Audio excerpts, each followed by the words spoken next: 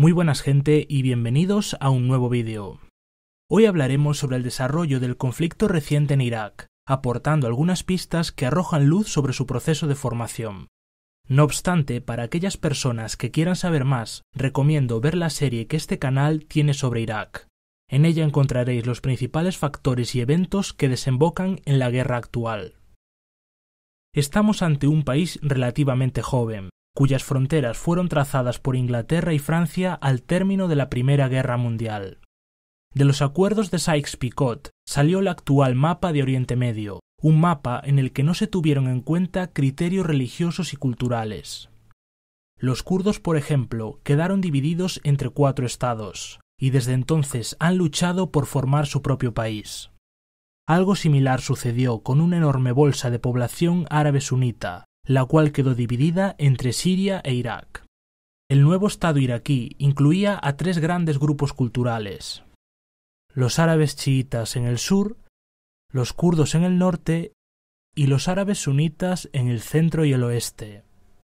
Es un país muy rico en petróleo, y desde hace años sus comunidades se disputan el control de estos recursos. Un ejemplo de esto es la lucha por el control de Kirkuk, una provincia que literalmente flota en petróleo. Tras la Segunda Guerra Mundial, las potencias coloniales se retiran de la zona. En 1968 tiene lugar un suceso trascendental para la historia de Irak. El partido Ba'ath, al que pertenece Saddam Hussein, da un golpe de Estado y toma el poder. Saddam crea entonces una red de seguridad que le permite eliminar a sus rivales políticos y además nacionaliza el petróleo, lo cual reporta enormes beneficios para el país. Para gobernar se apoyan los árabes sunitas, marginando a la mayoría de la sociedad. En 1979 tiene lugar un cataclismo político que cambiará para siempre las relaciones en la zona. Los ayatolás toman el poder en Irán. Esto hace que las monarquías del Golfo reaccionen de forma agresiva, espoleadas por los Estados Unidos. Saddam recibe el apoyo económico de estos países y decide invadir Irán. Su objetivo es el sur, una zona bañada por el petróleo y hogar de una minoría de árabes. Las cosas no salen como pensaba, y el enfrentamiento se convierte en una cruenta guerra de trincheras que durará 8 años. Las fábricas de armas de Estados Unidos se cubren de oro, e Irak queda arruinado. Comienzan levantamientos de kurdos en Irak, pero Saddam lo reprime desatando un genocidio. Al final, las fronteras no se mueven ni un milímetro. Después de esta guerra, Saddam debía un montón de dinero a los países del Golfo Pérsico. Esa razón, sumada a discrepancias sobre el precio del petróleo, desencadena la invasión de Irak a Kuwait. Inmediatamente se forma una coalición que derrota a Irak y empuja a su ejército de vuelta a Bagdad. Estados Unidos anima a chiitas y a kurdos a rebelarse, pero poco más tarde los traiciona al no darles asistencia para derribar a Saddam. Son masacrados y la oposición desaparece. Estados Unidos impone entonces una zona de exclusión aérea sobre las áreas donde viven kurdos y chiitas. Esto da lugar a enfrentamientos de baja intensidad a lo largo de los años 90. En 2003, Bush decide deshacerse de Saddam. Comienza entonces la Segunda Guerra del Golfo y Estados Unidos toma el control del país. Tras la caída de Saddam Hussein, el gobierno de Bagdad pasó a estar en manos de partidos chiitas, que representaban a la mayoría de la población. Los árabes sunitas, que hasta entonces eran el grupo privilegiado, se sintieron marginados y desarrollaron un gran rechazo hacia el nuevo gobierno. El ejército iraquí era enorme en la época de Saddam, y una vez derrocado este, Estados Unidos decide desmantelarlo para purgar sus filas de leales al antiguo régimen. Un montón de gente con experiencia militar se queda sin trabajo en un país empobrecido. Esta gente se pasa en masa a la insurgencia, capitaneada por Al-Qaeda. Entre el 2003 y el 2008, la ocupación estadounidense es muy complicada, y grandes partes de la zona sunita escapan al control de sus fuerzas. En la zona chiita también se desarrollan movimientos insurgentes que atacan a los militares de Estados Unidos, dificultando todavía más la ocupación. La zona kurda es la única que goza de una relativa calma, ya que los kurdos están más interesados en la independencia que en oponerse a Estados Unidos. Finalmente, Estados Unidos da con la tecla y decide colaborar con los líderes sunitas para cortar de raíz el problema de Al-Qaeda. Esto da lugar a exitosas ofensivas en las que prácticamente se destruye al grupo. Aproximadamente un 90% de los comandantes de Al-Qaeda son eliminados durante esa época.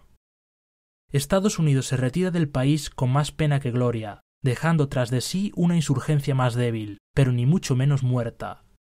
El gobierno de Bagdad, liderado por el chiita al-Maliki, decide no integrar a esos milicianos sunitas en las fuerzas de seguridad.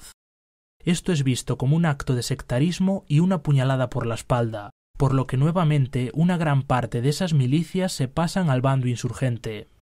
Todo esto coincide con el ascenso de al-Baghdadi como jefe supremo del Estado Islámico de Irak. El grupo estaba casi acabado, pero este nuevo contexto favorece su resurrección. En esos meses, la organización de Baghdadi confía buena parte de sus altos cargos a antiguos oficiales de Saddam Hussein, decisión que aumentará considerablemente su eficacia militar. Este nuevo liderato restablece las redes de financiación y a través de los países del Golfo Pérsico se recaudan cientos de millones para la yihad. En el país vecino la agitación escala a una guerra abierta y Baghdadi decide mandar a sus hombres para que recluten milicianos y se infiltren en la sociedad siria. El grupo crece enormemente al abrigo del caos total en Siria. En ese momento, el gobierno de Irak infravalora la amenaza, manejando cifras que estaban muy por debajo de la realidad. En 2014, las piezas se colocan sobre el tablero y tiene lugar la mayor ofensiva terrorista vista hasta la fecha. El ISIS, un grupo casi desconocido en Occidente, comienza una vorágine conquistadora que engulle pueblos y ciudades a un ritmo sin precedentes. A principios de año capturan Faluya y Abu Ghraib, a solo un paso de Bagdad. En ese momento liberan a cientos de yihadistas de las cárceles de Irak, lo que aumenta una vez más la capacidad militar del grupo. Para mediados de año, el 70% de Anbar está en manos del ISIS. A principios de junio capturan Mosul casi sin resistencia. El ejército de Irak se derrumba, desertan unidades enteras y dejan su equipo en manos de los yihadistas. Con Mosul cae Tal Afar y con ella la mayoría de Nínive. Al tener vía libre, los terroristas avanzan hacia el sur, arrollando a las fuerzas de seguridad en un tiempo récord. Capturan Baiji, el sur de Kirkuk y partes de Diyala. Los kurdos aprovechan la retirada del ejército y avanzan sobre los territorios en disputa. Bagdad está en crisis. El gobierno de al-Maliki cae. Los líderes religiosos chiitas hacen un llamamiento a las armas. Miles de voluntarios se alistan, y con eso nacen las milicias chiitas, entrenadas y financiadas en parte por Irán. Las milicias cargan ahora con el peso de la guerra, y su acción logra salvar la capital.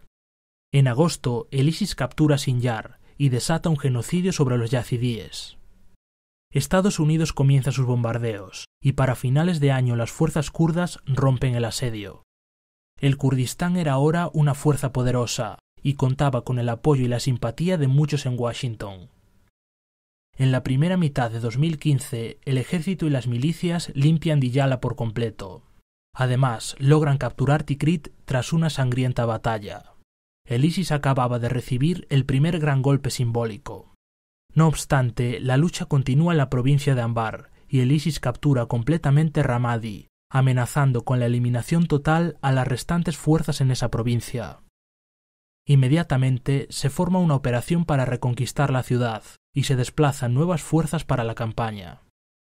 Durante los próximos 6 meses, el ejército y las milicias rodean poco a poco al ISIS en Faluya y Ramadi. La ciudad petrolera de Baiji es también liberada y por primera vez los terroristas quedan confinados en unos pocos bastiones. Aunque ya se vislumbre el final del conflicto, quedan muchos retos de cara al futuro, como por ejemplo, integrar a las milicias en las fuerzas de seguridad, reconstruir el país y su infraestructura, crear un sistema político que respete e integre las diferentes comunidades, resolver las disputas fronterizas con el Kurdistán, alejarse de la órbita de las grandes potencias, como por ejemplo Estados Unidos e Irán, permitir que los civiles desplazados vuelvan a sus hogares. Esta lista es solo una parte del trabajo que queda por hacer, y desde luego los próximos años van a ser críticos para la supervivencia de Irak como Estado.